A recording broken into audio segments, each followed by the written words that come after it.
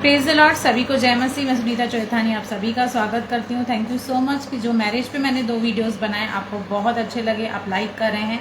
मेरी एक रिक्वेस्ट आपसे ये भी है कि प्लीज़ आप कमेंट करें, ताकि जब आप कमेंट करेंगे तो यूट्यूब इसको और आगे लेके जाएगा और भी लोगों का इसको फ़ायदा होगा।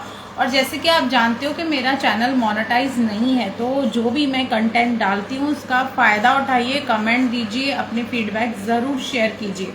तो आज उसी चीज़ को आगे बढ़ाते हुए और भी मैरिज के बारे में आज हम जानेंगे कि एक सफल विवाह बाइबल के हिसाब से क्या होता है। और अपना मेरा एक्सपीरियंस जो कि प्रभु की दया से अब मुझे लगभग 18 साल होंगे शादी किए हुए, तो मैं अपना एक्सपीरियंस भी आपको ज़रूर बताऊंगी कि प्रभु ने कैसे हमारी मैरिज को ब्लेस किया, हम ऐसा क्या करते हैं कि हमारी मैरिज ब्लेस्ड रहती है।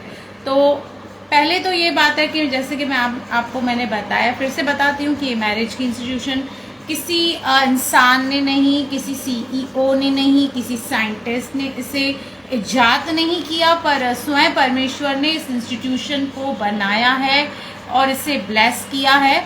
और बाइबल में 1 कुरिन्थियों 7:4 में लिखा है कि पत्नी को अपनी देह पर अधिकार नहीं, पर उसके पति का अधिकार है। वैसे ही पति को भी अपनी देह पर अधिकार नहीं, परंतु पत्नी का है। जब 2 लोग एक कवनेंट में आते हैं, मैरिज में आते हैं, यूनियन में आते हैं, तब आपकी जो देह है उस पर जो अधिकार होता है वो आपके पति का हो जाता है। यानी कि एज अ वाइफ आपको हर एक कर्तव्य पूरे करने होते हैं अपने पति के लिए, फिजिकली और मेंटली। और सेम वे जो पति की देह है या शरीर है वो आपका हो जाता है।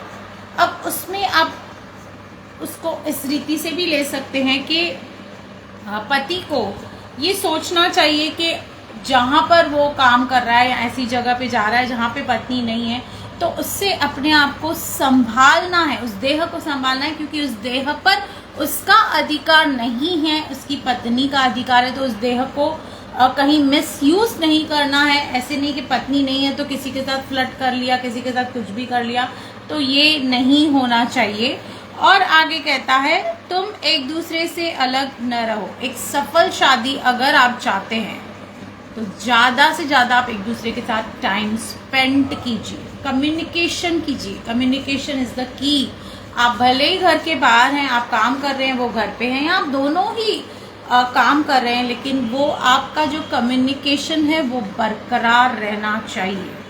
मैं और मेरे पति हमारा कम्युनिकेशन हमेशा बरकरार रहता है। मैं जहाँ भी अगर किसी काम से बाहर जाती भी हूँ तो मेरी जितनी भी फ्रेंड्स होती हैं मेरे साथ होती हैं, मुझे बोलती है भाई तेरा हस्बैंड कितनी बार कॉल करता है। तो ये जो कम्युनिकेशन है ना, ये रिश्ते को मजबूत करती है, जिंदा रखती है।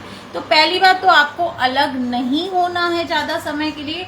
दूसरा, आपको कम्युनिकेशन को, बातचीत को बरकरार रखना है। ये नहीं सोचना यार अब 10 साल हो गए, 12 साल हो गए, अब क्या ही बताऊं, अब क्या ही पूछूं। नहीं, आपको उल्टा आप जितना सीनियरिटी में जाओगे, मतलब जितना और साल आपको मैरिज में होंगे, उतना आपको ज़्यादा केयर करनी है एक दूसरे की। आगे कहता है परंतु केवल कुछ समय तक आपस की सम्मति की प्रार्थना के लिए अवकाश मिले और फिर एक साथ रहो। ऐसा ना हो कि तुम्हारे असंयम के कारण शैतान तुम्हें परखे।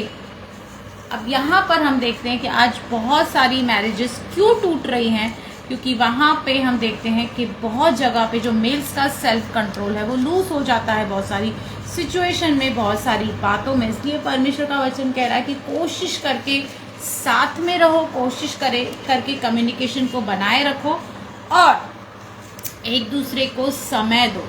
जैसे मैंने लास्ट टाइम भी बताया था, एक पत्नी को 2 ही चीज़ें चाहिए रहती है कि आप उसकी बात सुनो, उसको वैलिडेट करो, उसको एंकरेज करो, उसको और कुछ भी आपसे नहीं चाहिए रहता है। और पति को क्या चाहिए कि मेरी जो वाइफ है वो मेरी रिस्पेक्ट करे, मेरी अधीनता में रहे।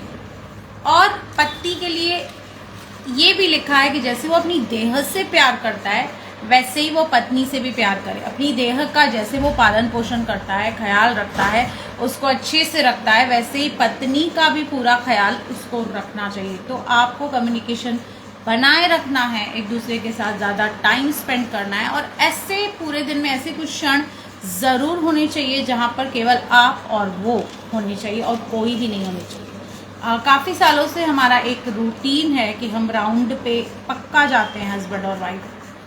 मोस्टली मतलब वीक के 4 या 5 डेज राउंड पे जाते हैं और वहाँ पे हम एक दूसरे के साथ बॉन्ड करते हैं, कुछ बातें करते हैं, शेयरिंग करते हैं, घूमते हैं। और ना तो मेरी ऐसी कोई फ्रेंड्स है बाहर जिनके साथ मैं हैंग आउट करती हूँ बिना काम के, ना उसके कोई ऐसे फ्रेंड्स है जिसके साथ वो हैंग आउट करता है बिना काम के। तो ये आपको दायरे बनाने पड़ेंगे, आपको लिमिटेशन बनानी पड़ेगी, क्योंकि मैं बहुत सारे ऐसे कपल्स देखती हूँ जो अपने काम में रहते हैं और उनके पति कहीं और ही मुंह मार रहे हैं, पत्नी कहीं और ही बिजी है। तो वहाँ पर शैतान को मौका मिलता है आपके जीवन में कार्य करने का, आपको असंयम के कारण परखने का। तो ये आपको देखना है कि आपकी कम्युनिकेशन रहे और एक किस्म की ट्रांसपेरेंसी, क्योंकि आदम और हवा दोनों नंगे थे पर लज्जाते नहीं थे, एक ट्रांसपेरेंसी उनके बीच में थी। ऐसी कोई इम्पोर्टेंट बात, ऐसे नहीं बोलती हूँ कि हर छोटी बात जाके उसको बताओ, नहीं, ये आपको थोड़ा विजडम, थोड़ी बुद्धि का भी सहारा लेना है। लेकिन मोस्ट ऑफ द टॉपिक्स, जो इम्पोर्टेंट टॉपिक्स आपके लाइफ में, वो आपको एक दूसरे के बारे में पता होना चाहिए। Major decisions about anything, about study, about business, about कुछ भी, ये आपको पता होने चाहिए। ऐसा ना हो कि थर्ड पर्सन आपको बताए एंड यू आर शॉक्ड कि अरे मुझे तो पता ही नहीं मेरे पति ने, अरे मेरी पत्नी ने तो मुझे ये बात बताई नहीं। तो ये जो बात है ये आपके बीच भी होनी चाहिए। और जब तक क्राइस्ट यानी कि यीशु मसीह आपके मैरिज के सेंटर में नहीं है, आप कभी सक्सेसफुल मैरिज हो ही नहीं सकती है। तो अपने घर में क्राइस्ट को अपना सेंटर बनाएं, उसके वचन को अपना आधार बनाएं और देखिए कि आप कितनी आशीषित। मैं तो 18 साल से बहुत ही ब्लेसेड, मैं बोलती हूँ मेरी एक गोल्डन स्पून लाइफ है। उसका मतलब ये नहीं मैं बंगलों में घूमती हूँ या कारों में घूमती हूँ, पर हमारे घर को परमेश्वर ने बना के रखा है। Despite of the so many things हमने फेस की है, प्रभु ने हमारे घर को बना के रखा है, हमें ब्लेसेड रखा है। हम फ्रेंड्स जैसे रहते हैं, हम अच्छे से एक दूसरे से खुल के किसी भी टॉपिक पे बात कर सकते हैं। अपनी नीड्स को खुले रीति से बताइए, मत अज्यूम करके कि आप चुप बैठेंगे और पति को सब कुछ पता लग जाए। नहीं, वो अंतर्यामी नहीं है, आपको बोलना पड़ेगा, आपको बताना पड़ेगा, आपको स्पेसिफिकेशन देना पड़ेगा।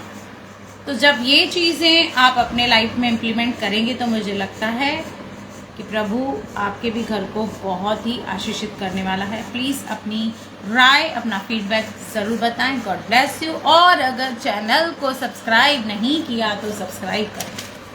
God bless you.